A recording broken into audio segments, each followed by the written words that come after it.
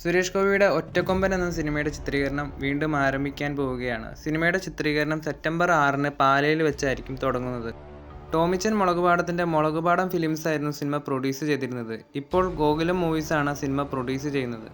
Avengers സീരീസിലെ പുതിയ ചിത്രമായ അവഞ്ചേഴ്സ് സീക്രട്ട് വാർസിൽ 2Bയുടെ സ്പൈഡർമാൻ ഉണ്ടാകുമെന്ന് ഇപ്പോൾ കൺഫേം ആയിട്ടുണ്ട്.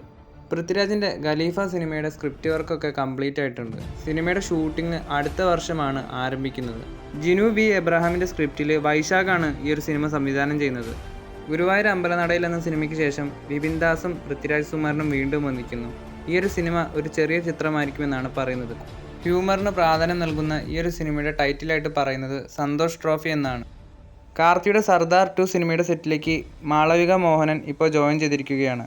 സൂര്യയുടെ കങ്കുവ സിനിമയുടെ ഓവർസീസ് റൈറ്റ്സ് 40 കോടി രൂപയ്ക്ക് ഫാർസ് ഫിലിംസാണ് സ്വന്തമാക്കിയിരിക്കുന്നത്. ഒക്ടോബർ 10-നാണ് കങ്കുവ സിനിമ തിയേറ്ററുകളിലേക്ക് എത്താൻ പോകുന്നത്. 53 കോടി രൂപയ്ക്ക് ദളപതിയുടെ ഗോട്ട് സിനിമയുടെയും ഓവർസീസ് റൈറ്റ്സ് ഫാർസ് ഫിലിംസാണ് സ്വന്തമാക്കിയിരിക്കുന്നത്.